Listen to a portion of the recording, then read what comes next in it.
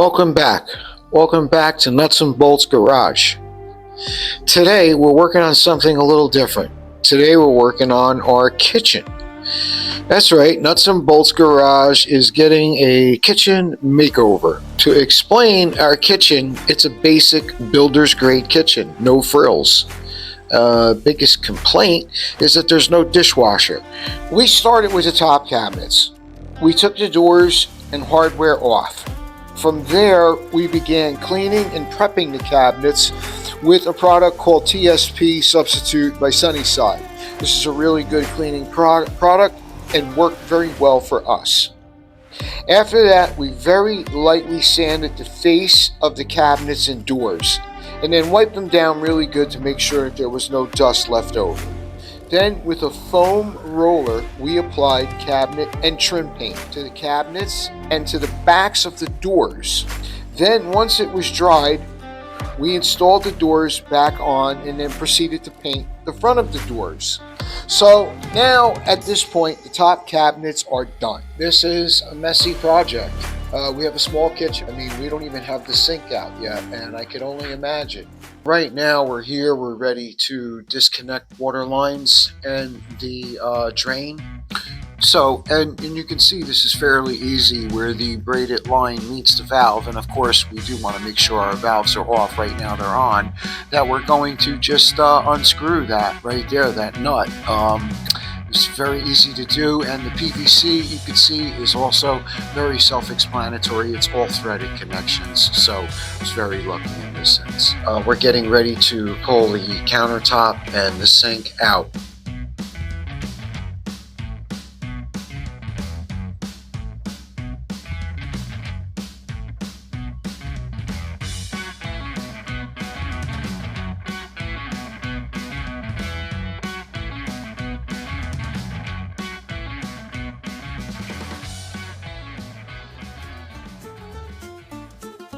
Big waste of space. These lazy Susans take up a lot of space. You can see here with the countertop off, here's your circular area of this little convenient casserole. But casserole. Yeah, this was an open cabinet. You could have a lot of storage for pots, pans, whatever. Might not be so easy to get, but you'd have all that space. All that space goes to waste. Look at it. And then to take the thing apart, you need dynamite. It's crazy how this thing is in there. It's like a spinning barrel. Well, it's just because it's part of what we're trying to keep, and so we're going to have to make a cut. But there's just the point being that I really think it's a huge waste of space. I made my point about the wasted space, but I did eventually get the Lazy Susan out. I've got some more framework I've got to take out there, and we have to get the silverware drawer out, which is the cabinet that's just to the left of where the sink was. And then we also have to get that cabinet out that's just to the right of the stove. These two cabinets are going to be joined together and then reinstalled to the right of the stove. So there was a lot of yelling and screaming, and we got this cabinet out.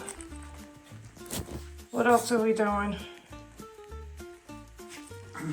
Tell the people what you're doing. Well, we're just trying to reinforce a couple of the corners that pop loose. I want to just take a moment to comment on this dishwasher. This had come up through Home Depot. We primarily pulled the trigger on this purchase because it was the size that we needed. Just not even realizing what we were going to get. And I mean, look at this thing. Look at the way it's made, the way it's constructed. I'm just shocked. I'm surprised. This thing is made out of metal. Like, it's not all plastic. FORNO is a Canadian brand. I'm just really happy with this purchase. So there's shims all along the way, in the back bottom, in the front bottom, front top, and the front middle, right? So it's all shimmed up, screwed together, and then I finally threw the two screws in it to anchor it to the wall. Alright, so we got these two cabinets joined together. Took our time, got them joined together nicely, and I had to build this corner, right? You guys see this here. This is all I had to do. This was very simple. All I did We'll screw some 3/4 inch oak, okay, to the side. Took my time, had a little bit of help holding it in place, so I got it right on the money. Once I drilled the hole first where I wanted to screw, then I held this in place and then made a little drill pilot, you know, to get the first screw going. Once you got the first screw lined up, you're good to go. So that's basically it. All right, did the same thing over here with this piece of wood. Okay, and I got a screw there, and one at the bottom. That's basically it. So what I did over here for the bottom, not much of a big deal at all how that's done, and gonna do the same thing over here to finish this off. And then once we do that, we'll be able to slide the old dishwasher in place, and we'll be on our way.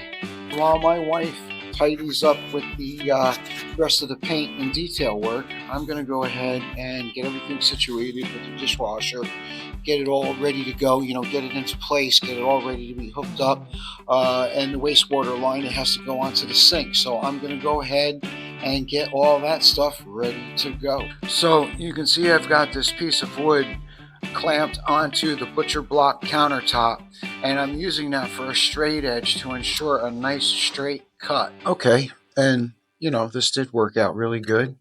And the hole that I cut for the sink, you could see that there's my pilot hole there. I just drilled with the drill, and then I went about, you know, just cutting along the line, the template that they gave me for the sink. So it was a no-brainer. It was fairly easy. The wood wasn't hard to cut, and I just kept going around and following the line, and there you have it. And it worked out really nice because the piece that I just cut out, I'm going to use for my coffee cart. So now also, you know, the one thing that I do want to mention is that both sides of this countertop has been treated with rub-on poly. The only thing that I won't go back and treat is the two ends that are going to be glued together. But the edge around the sink, we're going to go ahead and put some poly on that as well. And then you can see these corner gussets. I had to notch those a little bit to get the sink to go in and fit. I mean, this sink is massive, and it's the biggest sink you could possibly fit in this cabinet.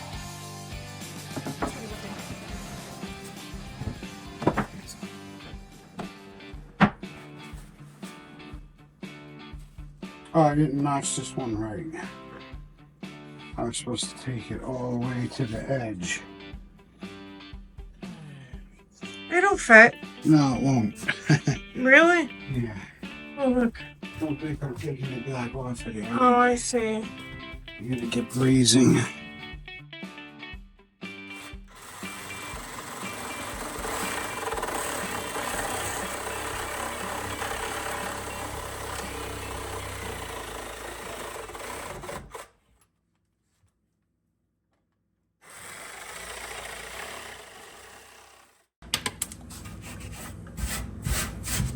Good.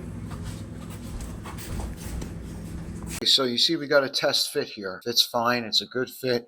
We're ready to permanently install it. When you do drop your sink in, make sure that you've got your faucet already installed on the sink. It'll make it a lot easier.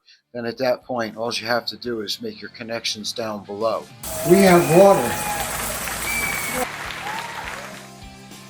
After a week of going at it, we've got a functioning kitchen. We've got a few details to wrap up here and add some new light fixtures to complete the transformation. All right, here we go. It is off, and we're taking off the ceiling boobs. All right, so let's show everybody that you always take your wires, right? Your wires here, and twist them to the righty to make them nice and tighty. Okay, because now you're going to put your wire nut on here, and you're going to spin that to the right, and then all of this will become tight. If you went and wound these to the left and then went and put your wire nut on and went to the right to tighten that, you're going to have a jumbled mess. So everything to the righty to make it nice and tidy. It's a good way to remember it. So we'd like to share our DIY kitchen makeover experience with you guys. Between our painted cabinets, sink and faucet replacement, countertop replacement, painting of our cabinets, dishwasher install, and a backsplash. So, it was just a question of reconfiguring what we had, and we got really lucky. We had a Lazy Susan here that we removed. Our silverware drawer used to be here, and then this skinny cabinet used to be right next to the stove. So we were able to get rid of the Lazy Susan, take the two cabinets, put them together and make them one, and then that provided the space for the dishwasher. The dishwasher wasn't such an easy choice in the beginning because, first off, we didn't have enough room, just maybe an inch or so more, and we could have got a full-size dishwasher in, but we couldn't. And we were just basically trying to work with what we had. So we had made a consideration with a sink that has a dishwasher built into it, but we were concerned about what we could really get in there and how much room was it going to take up. Again, we were trying to work with what we have, and this particular cabinet that houses the sink, this is it. This sink is maxed out. It's the biggest you could possibly get in here. So we came across this brand FORNO that makes this mini 18-inch dishwasher. This is an amazing product. Not only does it wash the dishes really well, it is so quiet. It's a really nice piece of equipment. When this is out, you can see that the whole inner structure is all metal. If you were to buy this brand and this product, I seriously doubt that you'd be disappointed. This is all open. This is really big, big pasta pots or whatever. You can wash whatever you got, car parts, you name it. Anyway, just kidding. So we had chose a product by Behr. It's cabinet and door and trim enamel paint. We chose satin, and it was a really good product. Just really good product that we put it on with, and you're not even going to believe it, a sponge roller. It's like they're spray painted. The finish is amazing. That's all I can tell you. If you go to do this, we cleaned the cabinets really good. We sanded them, so they all got a light sanding, nothing crazy. The countertops, the butcher block countertops, we used a wipe-on poly to seal these. And so we got 2 coats on this part.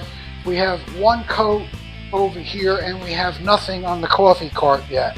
So just if you could even see the differences, how this looks like a flat, almost chalk. This is slightly satined, slightly. And then of course over here, you can tell that there's a little more on here. Fisher Bay. And this is black, but it's actually not black. And this is like a pewter. And we like it with the black faucet. Looks really good. Really handy the way that works. It screws in from the bottom, and when you go to refill it, you just pull that up and put your soap in there and you're good to go again. All details about the products of this project are in the description. If you have any questions, leave them in the comment section. Please like, share, and subscribe. And as always, thanks for watching.